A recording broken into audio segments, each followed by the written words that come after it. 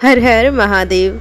सावन शुरू होने से पहले कौन सी चीज़ें घर से बाहर करें और कौन सी चीज़ें घर में लेकर आएं, आइए जान लेते हैं पूरी जानकारी। हिंदू पंचांग के अनुसार 22 जुलाई दिन सोमवार से सावन माह की शुरुआत हो रही है, यानी कि सावन का पहला दिन ही सोमवार का व्रत भी पड़ रहा है और सावन का महीना भगवान शिव को समर्पित है। इस माह में जहाँ कुछ चीज़ों को घर लेकर आना बेहद शुभ माना जाता है, वहीं इस महीने के शुरू होने से पहले कुछ चीज़ों को घर से बाहर निकाल देना चाहिए, तभी शिवजी जी का वास घर में स्थापित हो पाता है। तो चलिए जानते हैं कौन सी चीज़ें हैं। सबसे पहले घर से निकाले पूजा सामग्री। कौन सी सामग्री घर से निकालनी चाहिए? अगर आपके घर में पूजा की पुरानी सामग्री पड़ी है, जो पहले भी आप किसी न किसी पूजा में इस्तेमाल कर चुके हैं, यानी कि बेहद पुरानी वो सामग्री हो चुकी है, जैसे कि पूजा के फूल, माला या फिर पुरानी हवन सामग्री, तो उसे सावन शुरू होने से पहले ही घर से निकाल दें। अब सावन को एक प्रकार से नई शुरुआत माना जाता है और सावन में प्रकृति भी नए रूप में खिली खिली नजर आती है।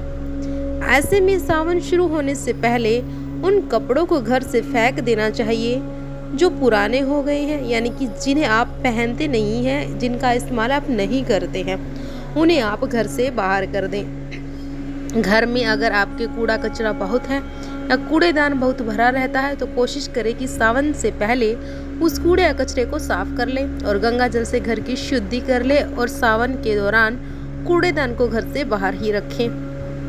सावन शुरू होने से पहले घर में ऐसा सामान जरूर निकाल दें जो लोहे से बना हो और जिस पर जंग लगी हो, जिसका इस्तेमाल आप नहीं करते हो।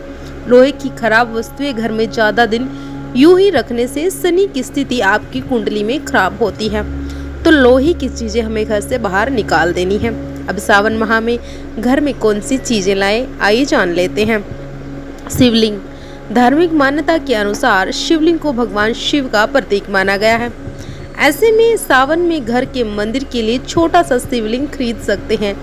घर के लिए शिवलिंग खरीदते समय इस बात का ध्यान रखना चाहिए कि ये 2 इंच से बड़ा ना हो। इसके अलावा घर में रखे हुए शिवलिंग की नियमित पूजा करना अनिवार्य होता है। ऐसे में भक्तों को इस नियम का पालन करना चाहिए।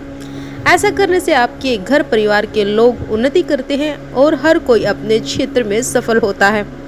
साथ ही माता लक्ष्मी अपने भक्तों पर असीम कृपा भी बरसाती है। रुद्राक्ष।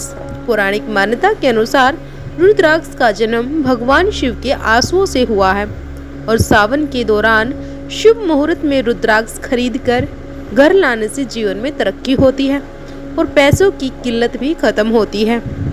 इसके अलावा सावन में रुद्राक्ष धारण करने से मन शांत रहता है और हृदय रोग का खतरा नहीं रहता है। डमरू।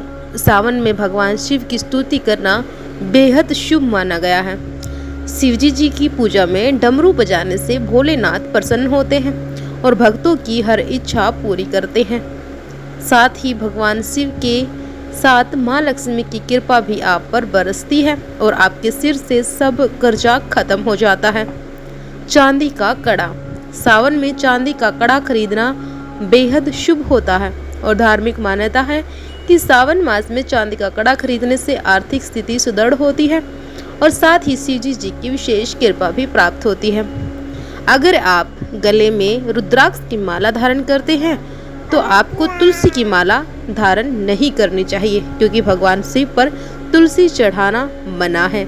हर हर महादेव।